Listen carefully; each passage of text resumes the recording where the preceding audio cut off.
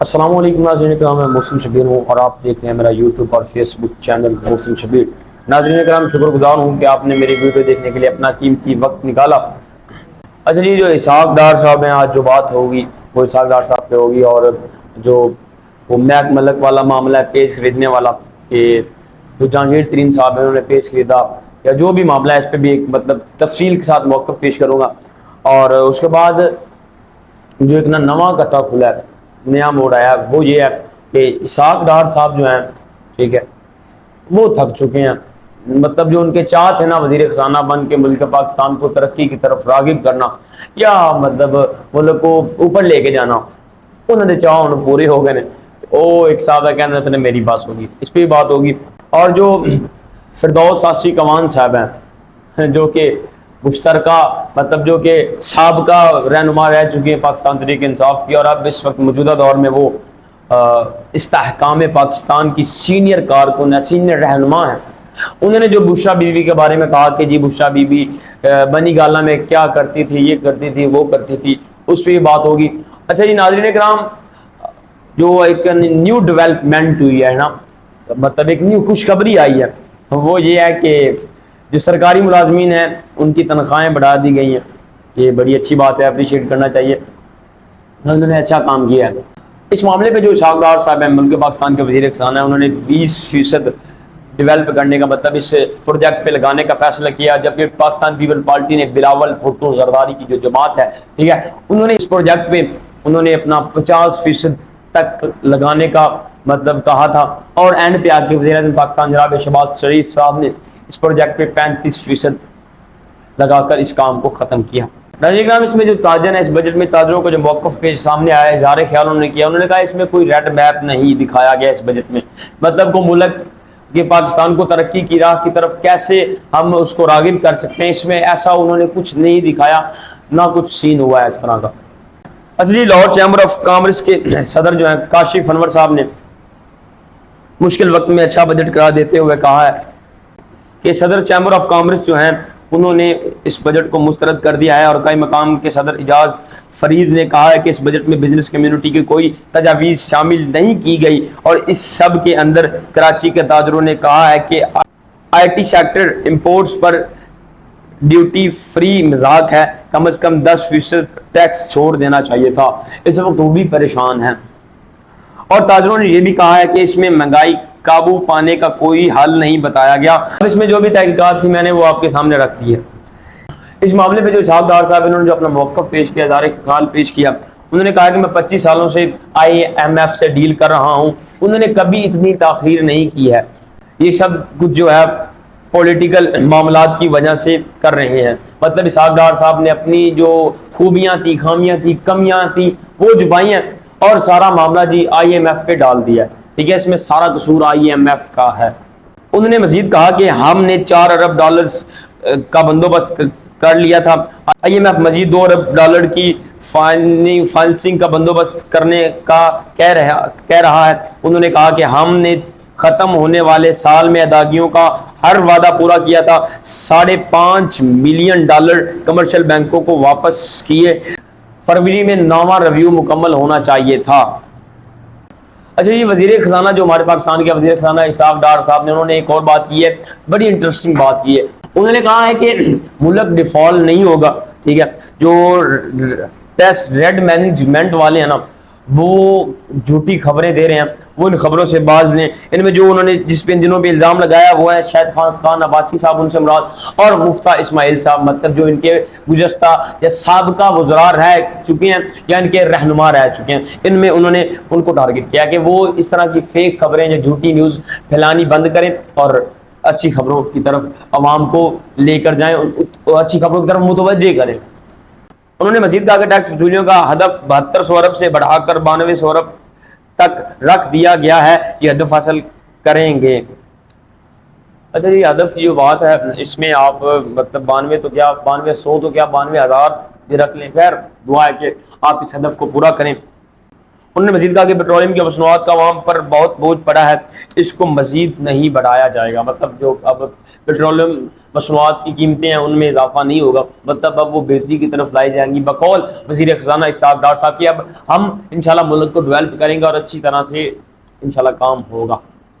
انہوں نے کہا کہ دوست ممالک سے بات کرنے کے مراحل میں ہیں، ہم ان کو مکمل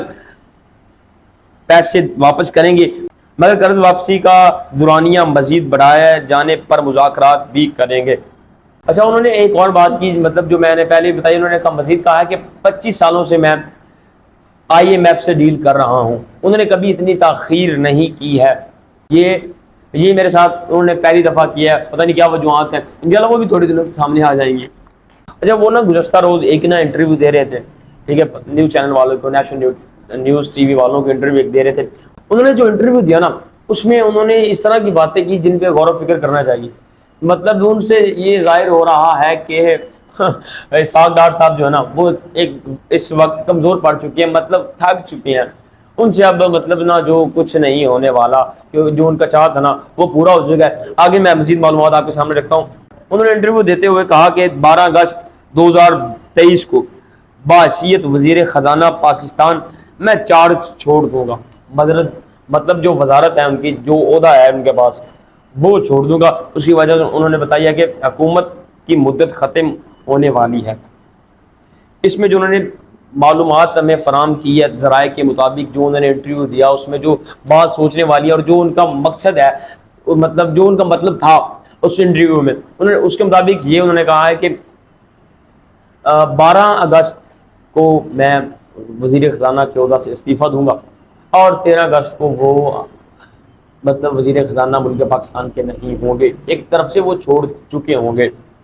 وہ خالی مطلب جو مسلم لیگ نون ہے نا حکومت ہے جن کی، پاکستان مسلم لیگ نون کی، وہ خالی ان کے جو ہے نا وزیر خزانہ کا عہدہ نہیں ہے ان کے پاس، وہ اپنا نواز شریف صاحب کے سمدھی بھی ہیں اور مریم نواز کے خصوصی انکل بھی ہیں، بڑے کلوز انکل ہیں، چاچو ہیں،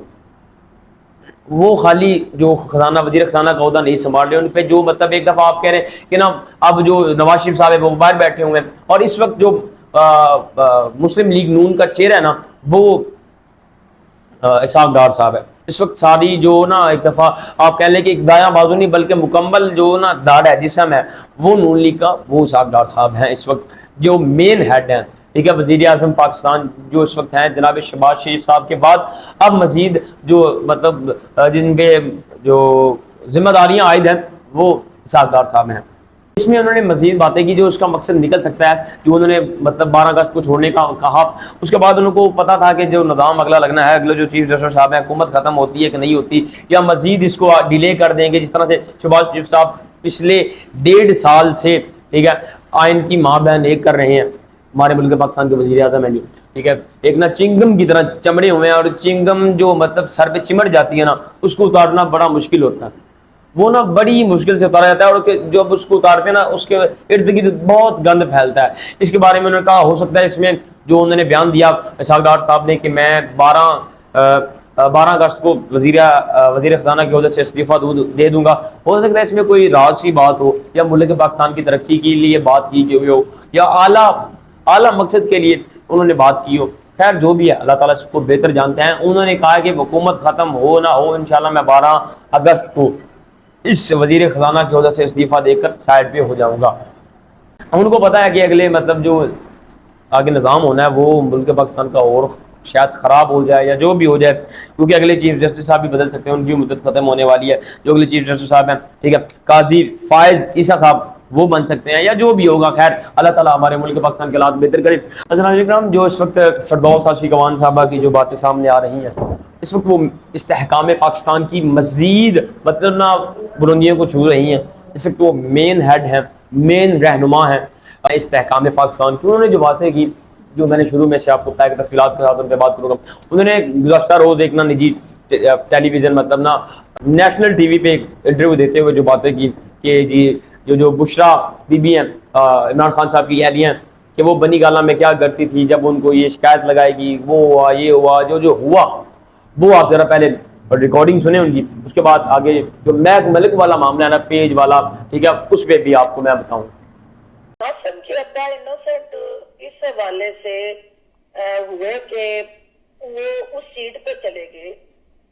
اس مقام پہ چلے گئے جو صرف ان کی ذات یا بنی گالہ تک محدود نہیں تھا۔ وہ مقام جو تھا وہ ایک نیوکلیر پاور کے وزیر اعظم کی سیٹ کا تھا، اور جہاں پہ جو ایٹم بم بنانے والا ملک تھا وہ اس طرح استخاروں اور جادو ٹونوں سے چل نہیں سکتا تھا، تو وہ جادو ٹونے بھی کرتے تھے۔ اچھا ناظرین کرام، جو اب میک ملک والا معاملہ ہے، جو کہ ایک بہت مشہور سلیبریٹی ہیں ٹھیک ہے پاکستان کی، ان کے بارے میں تقریباً کافی حضرات جانتے ہوں گے، تو جو ان پہ مطلب وہ سین ہوا ہے، جو ان کی ویڈیو وائرل ہوئی ہیں،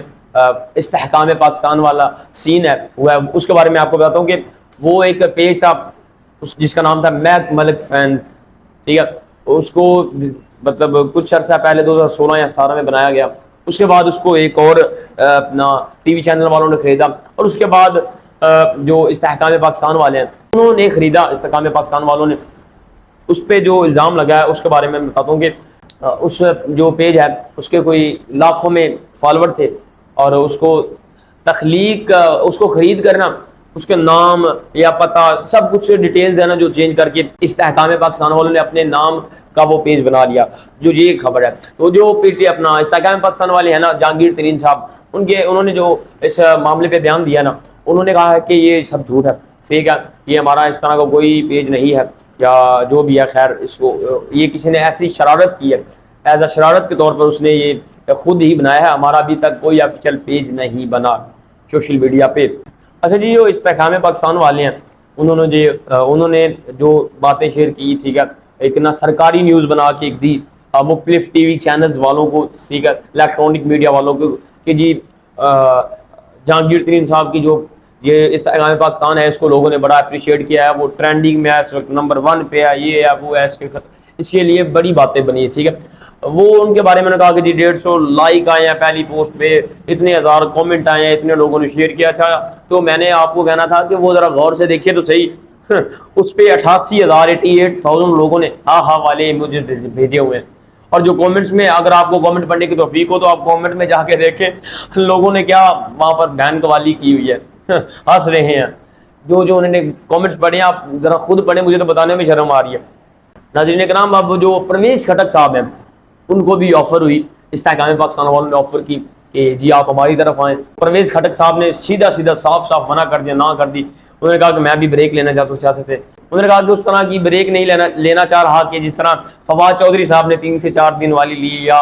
اپنا علی زیدی صاحب نے بریک لی، کہ جو کہتے تھے کہ مجھے یہاں پر گولی مارو گے تب خان صاحب کو چھوڑے گا، لیکن اس طرح کا کوئی سین نہیں ہے۔ ابھی تک پرویز خٹک صاحب نے ایسا کوئی معاملہ یا ایسا کوئی پارٹی جوائن کرنے کا جو نام انکشاف نہیں کیا، ابھی تک وہ اپنی مطلب سائڈ پہ مطلب بریک لے رہے ہیں، اور انہوں نے ابھی تک کوئی ایسا اعلان وغیرہ نہیں کیا۔ ناظرین کرام، یہ کچھ باتیں تھیں، معلومات تھی جو آپ احباب کے ساتھ شیئر کرنی تھی۔ انشاءاللہ ملاقات ہوگی ایک نیو ویڈیو میں، تب تک دعا میں یاد رکھیے گا، اور مجھے دیجیے اجازت، اللہ حافظ۔